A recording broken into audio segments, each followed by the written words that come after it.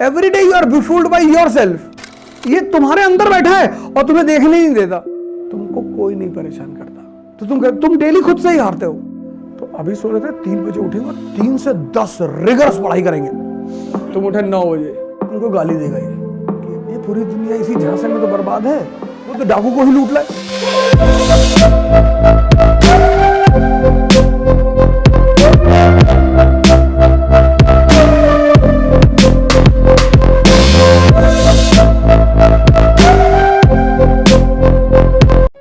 तुम्हारे बॉडी में 2 सेंटर हैं डिफिनेशन देने वाले। एक तुम्हारा मन जो है वो तुम्हारे हिसाब से वो कर, जैसे तुम सिगरेट पीते हो मान लो, तो कहेगा नेहरू जी भी पीते थे, थोड़ा सही हो गया, नेहरू जी पीते थे।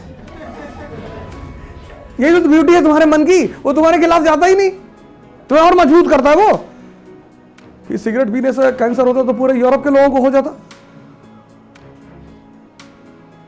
फिर तुम्हें लोग एग्जाम्पल दे देंगे कि यार हमारे बाबा गांव में रहते हैं 400 साल के हैं, बचपन से हुक्का पीते हैं और खांसी भी नहीं आती उनको। ये बात सही। ये है तुम्हारा मन, वो तुम्हें जो करना होता है ना उसको स्ट्रांग कर दे। जो तुम्हें सोना है तो तुमसे कहेगा कि सुबह जो है 3 बजे ब्रह्म मुहूर्त होता है, तो अभी सो रहे थे 3 बजे उठेंगे और 3 से 10 रिगरस पढ़ाई करेंगे। मन तुम्हारा एकदम स्ट्रांग कर देता तुमको कि बस पढ़ना है 10 घंटा। फिर तुम सो जाते हो। फिर ये 3 बजे एक बार नॉक करता है तुमको कि भाई साहब आप बोले थे 3 बजे पढ़ने के लिए, बोले आज तो 3 बजे नहीं हो पाएगा। अब ऐसे करेंगे, उठेंगे 8 बजे और 8 से शाम 5 बजे तक। वो तुमसे ये नहीं कहता कि नहीं करेंगे, अगर वो ये कहते नहीं करेंगे ना तो वो पकड़ में आ जाए ना, वो आगे बढ़ा देता चीजों को कि 8 से 5, 8 4 12, अरे यार 9 घंटे सो गए। तो कि 3 से 10 तो 7 ही घंटे की पढ़ाई है, 2 घंटे आगे बढ़ रहा है, 9 घंटे तुम सो गए। तुम उठे 9 बजे, तुमको गाली देगा ये कि 1 घंटे लेट हो। 9 घंटे पढ़ना था, 8 ही घंटे पढ़ाई हो पाएगी। तो ऐसा करते हैं कि कल से 9 घंटे वाला रखते हैं।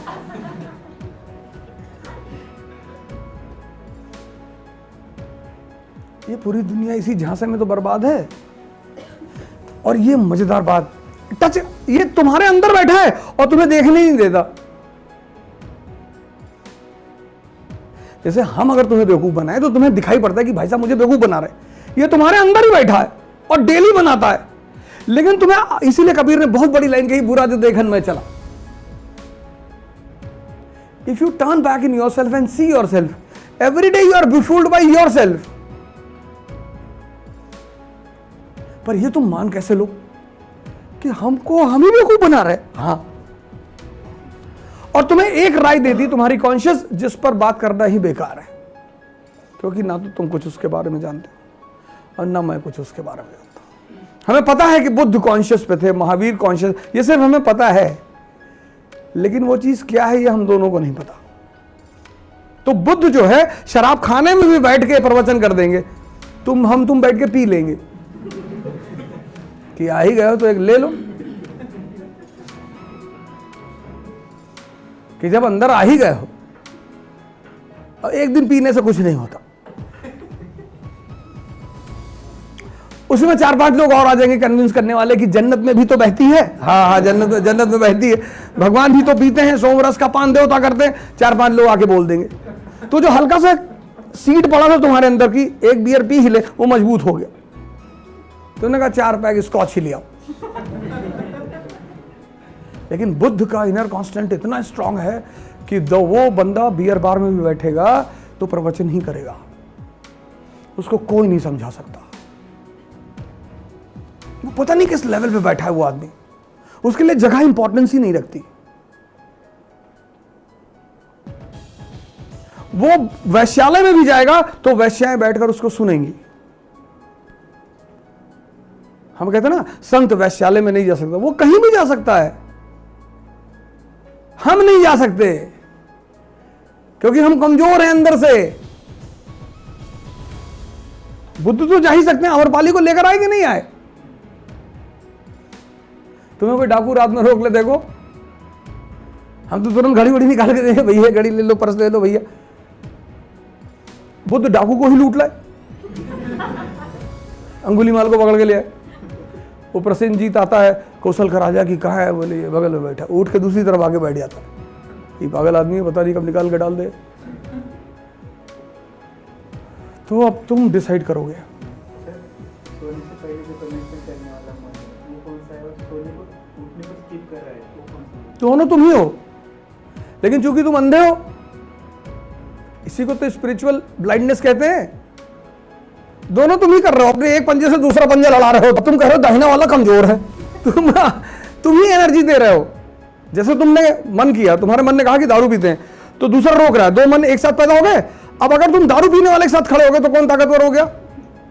तो तुम पी लोगे। तो तुम डेली खुद से ही हारते हो। What is meditation? Self introspection, watching yourself.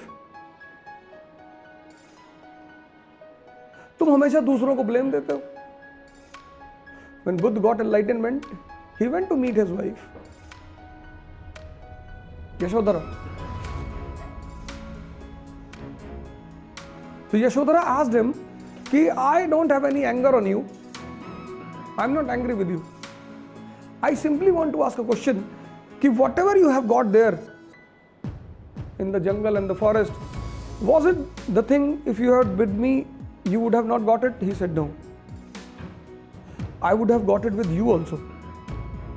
That is why I am here to say sorry to you. And I am here to accept that you were very powerful. I was not able to resist you." This is what Buddha says after meeting with Yashodhara.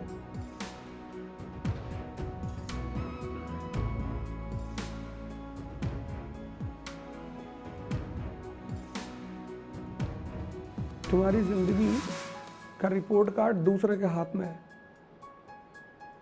The report card of your life is in others' hand.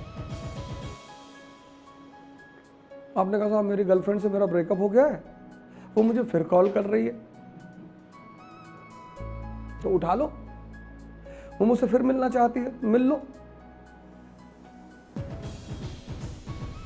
वो मुझे disturb करेगी, बहुत मारेंगे डंडा उठा के।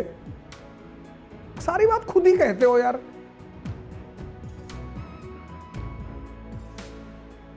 क्या ख्याल है?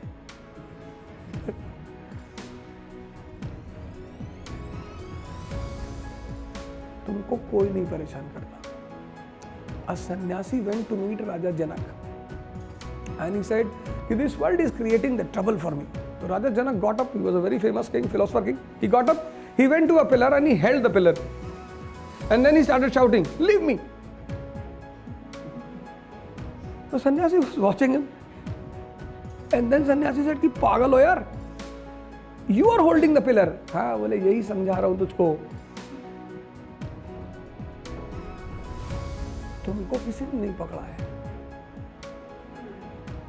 तुमने पकड़ा है।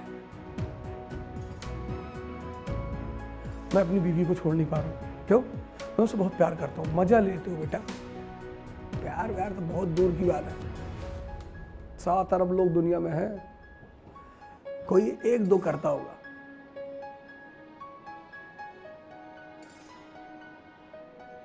सब ड्रामेबाजी की बातें मत करो।